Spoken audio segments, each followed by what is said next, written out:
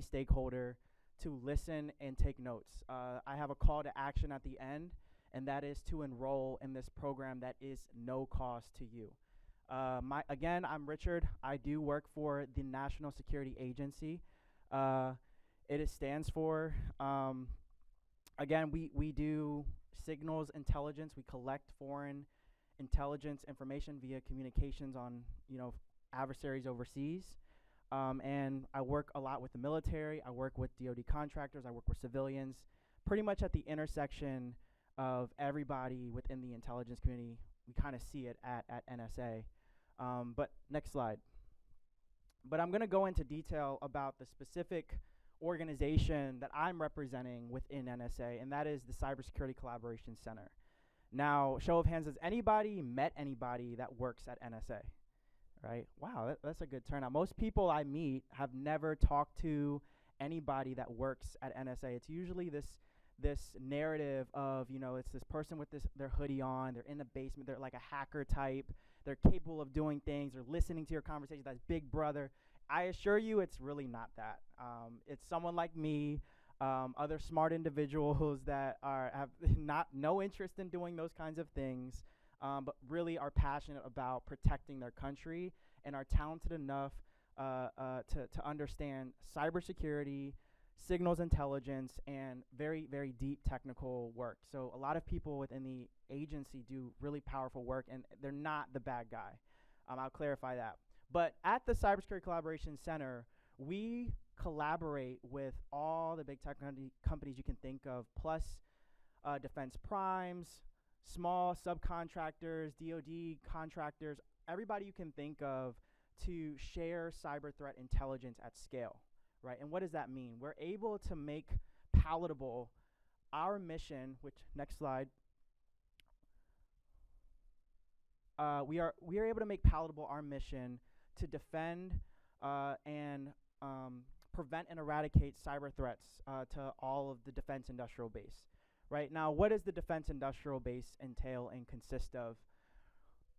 It consists of millions and millions and millions of different endpoint devices, the screw that goes into a warfighter, the software system that in the earlier session I talked about that the government bought to put into, whoever picks up the trash on our campus. It goes into the ship that's going out overseas that has our military on it. It's everybody in the ecosystem of DoD, right? And this supply chain has been experiencing an astronomical amount of threats.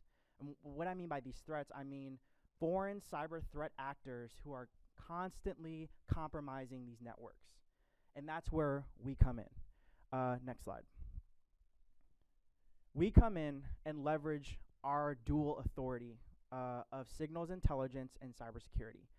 And with this authority, we are able to see into the foreign space what cyber threat adversaries are doing.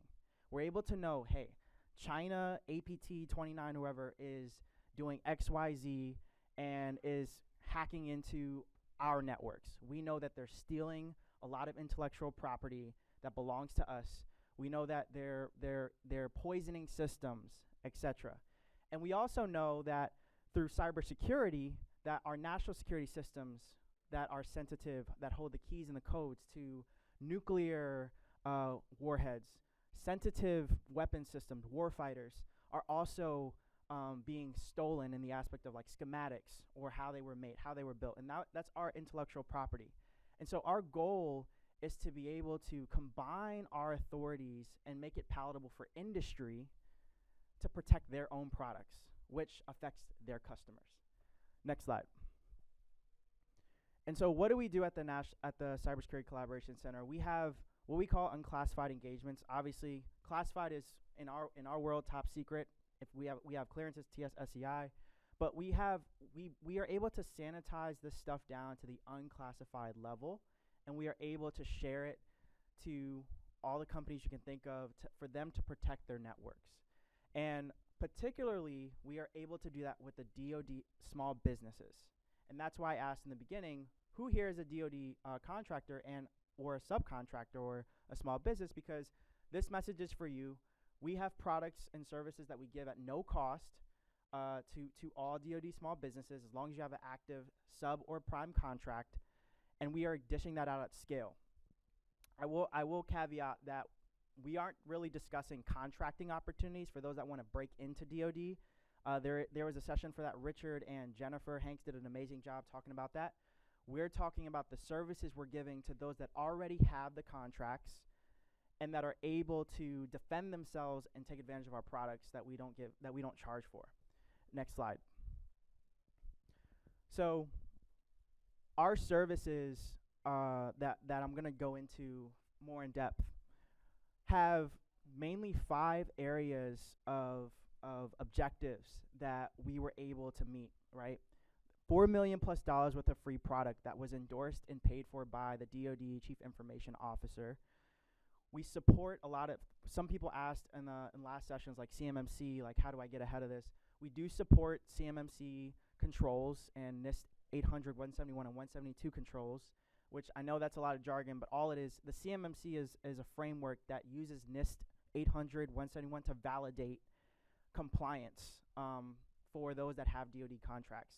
We support that. We also are able to competitively award to third-party vendors cutting-edge cybersecurity products. Hey, we want to pay for XYZ amount of licenses for all these contractors. How do we do this? They give it. We have one through Akamai Technologies, etc. And we're also, it's a low barrier of entry for those that qualify. If you are a DoD small business, as long as you have a sub or prime contract, it's easy to get enrolled. And then lastly, we are able to leverage our intelligence. So we fuse these products with the information that we know about that cyber threat adversaries are doing. Next.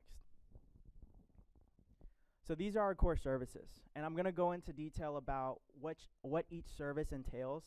But for the most part, if you can take a picture of this slide, I recommend it because it covers which NIST 800, 171 controls they cover. We do not make you fully CMMC compliant, but we know that with these services, they do help meet some of those requirements, especially for the level 2, if you are trying to get a third party to validate. We do know that this is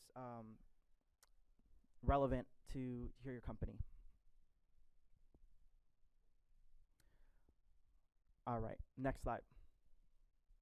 So the first service that we talk about here is what we call protective DNS, and DNS meaning domain name system.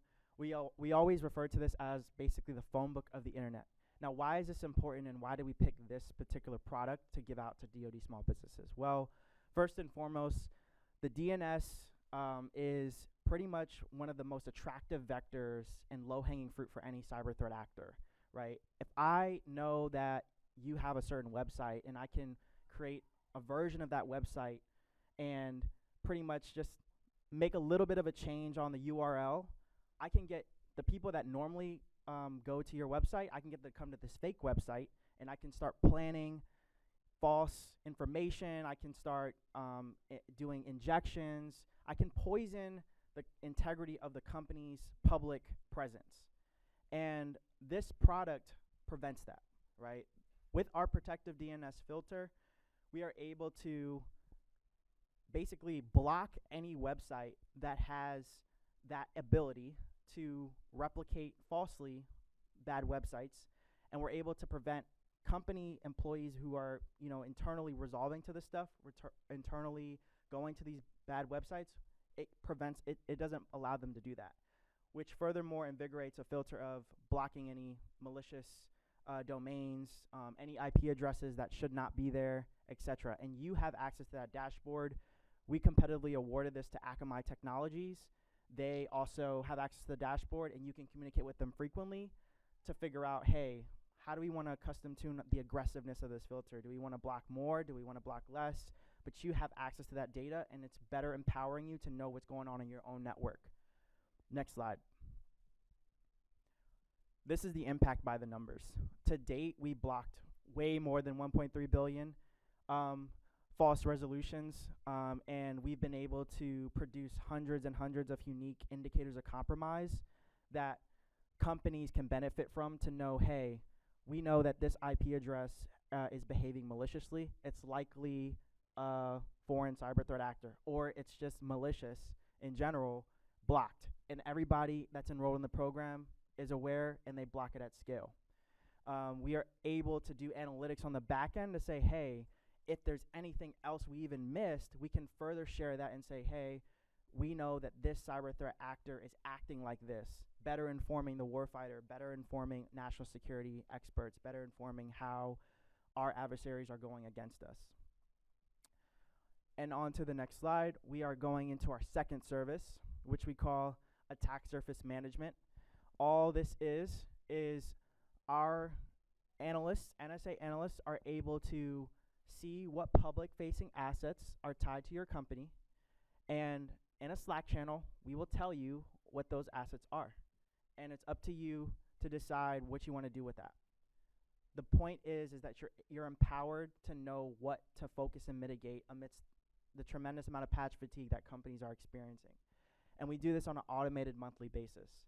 On top of that asset discovery report, that's what we call that, we also do the vulnerability assessments, which are effectively our way to do the first layer of a pen test for your company. We can tell you exactly what is running on a vulnerable application, and we can tell you what to focus on amidst all the noise. Yeah, question. Yes, yes. And you can tell us whatever assets you would like to get scanned. Yeah, exactly. Go ahead. This is a service, but these are they're basically tools that are executing services. So the first product, the protective DNS filter, it is a service that we're providing, but it is a tool that is being used by Akamai, and they won this contract that we awarded, and everybody who is a DoD contractor that qualifies gets it for free. Basically, yeah, it's like a dashboard, and you can see all the different domains that are being blocked. You can see the filter acting in real time, and you can keep that for your own records. And it would probably be helpful, I'm not saying I'm recommending this, but I'm saying, in my personal opinion, I think it'd be helpful when you think of contracts down the line, and just from an auditing and cleanliness standpoint for assets of your company, it's good to have that. It's good to have that. So I last ended off with the vulnerability assessments. We give that on a quarterly basis, probably not even as frequent as that. It's really up to your company how often you want that done. But you basically are getting what you would normally pay hundreds of thousands of dollars for when you're talking about consulting, or I need someone to do this audit for my company. You're getting it at no cost, and the government already paid for it for you. So I just want to plug and play that. All the minority contractors that are in here or are about to be do not pay for stuff that has already been paid for. And a lot of companies don't realize that. And we're, next slide, and we'll go into the numbers for how attack surface management's impact has cascaded. So thousands and thousands and thousands of hosts and vulnerable hosts have been identified. We've been able to better feed our understanding of adversaries, and we've been able to better illuminate the picture of what companies are experiencing. So if you're a DoD small business, you don't even understand cyber, it doesn't matter. You have a silver platter of what's wrong with your company on a silver platter. And we're also able to feed into the overarching narrative of common vulnerability and exposures that are happening wide scale, not even just within DoD, but worldwide, and we feed into that community. Next slide. And so our last service was what we call like threat intelligence collaboration. And what does that mean? It's just permission for your company to communicate with NSA. So we push all of our products in a Slack channel, and in the Slack channel, whoever you want in that Slack channel is going to be in there with our NSA analyst. You can ask a question on whatever indicator of compromise you've seen, and like, hey, we see this on our network. We don't know what it is. Can you validate and see on your end what it is? And we're able to tell you, yes, we can confirm, indeed, this is malicious, and this is what you should do. And we're also able to push any network defense notices that were published that we created, or that we created in joint with FBI or CISA, and we're able to say, hey, we know that this cyber threat actor is penetrating all these types of networks, and this is how they're doing it, you are running this kind of stuff that's going to be affected by that. Patch it so you don't get affected. Therefore, getting ahead of the mass exploitation that ends up happening that constantly. So you have permission to communicate with us in that channel. It's not a channel to try and, like, you know, don't treat it like a chat GPT, because it's not that. It's real people on the other side, but we are effectively trying to empower you to know what's going on in your network. And that's the last product that we have. I will say, next slide, to enroll, we do have pilots after you enroll. Once you enroll in all 3 products, you have access to 4 other pilots that we're trying to dish out at scale, and that's threat hunting, cloud security, autonomous penetration testing, and our email security pilot. All of these pilots have an intention to better understand the adversary. And I know I can't tell you off the top, we're not CMMC assessors, but I do know threat hunting will hit a lot of the CMMC requirements. We are not in the business of trying to give people a competitive edge. We're in the business of trying to make sure that companies are aware they are a threat, they are a target. And the more you know that, the more you understand that, the better of a partner you can be with the intelligence community. Next slide. So what does NSA get out of all of this? We're spending all this money. We have a lot of workforce in the channels that are helping companies. Well, truth be told, what we get out of this is we just can understand what's going on with the people that we're supposed to protect better. That's it. We can better understand the needs of our customer. We can better understand the needs of the supply chain, and we can better know what the adversary is about to do before they do it. And when you do that, we become less likely to be compromised. We become less likely to be that victim and headline on the news with the SolarWinds, that victim and headline when, oh, small business ends up getting compromised leading to XYZ event. We don't want that. The companies that enroll, not only is it free, but they get a better sense of authority within their product line. These compromises are minimizing the company's ability to perform the work that they're supposed to do. If they take advantage of this, they're able to do their work better. And that's it. That's it. Next slide. Easy to enroll. This is our website. Click Get Started on the red button and follow the steps to get enrolled. Very easy. As long as you have a DoD contract as a sub or prime, you qualify. This is the Morgan Adamski. She's the director for the Cybersecurity Collaboration Center.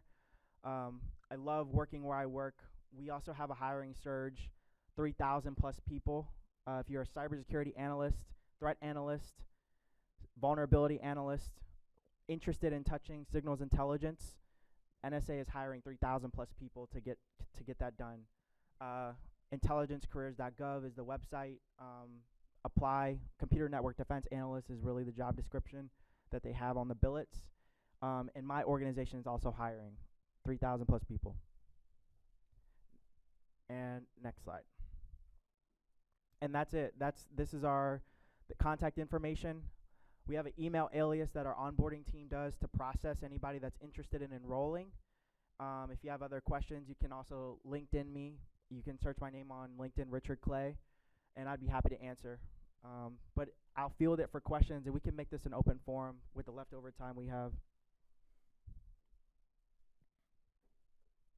Yeah. Yes. Yes. They are designed, if you have a hybrid workforce, if you don't even have an office, it's okay.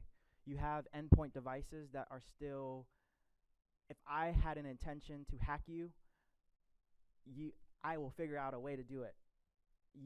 It doesn't matter if you don't have physical assets or an office, you can still take advantage of the program.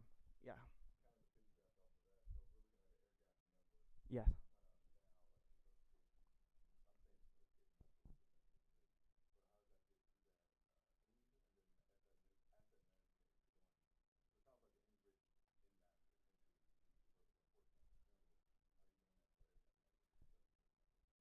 Yeah, so with air gap networks, usually there's an undertone if you're already within the government, the customer spaces, like, SCIFs, right? It really wouldn't affect that kind of company. I would say though, however, even if you have an air gap network, you're still going to have public facing assets because to bid on that contract, that was a unclassified thing, right? So that's really what it is. It's just a base layer of defense for that company to know, hey, I have these public facing assets. I'm trying to bid on this contract, but this website is fake and that's not my website. That's where this comes into play. Yep.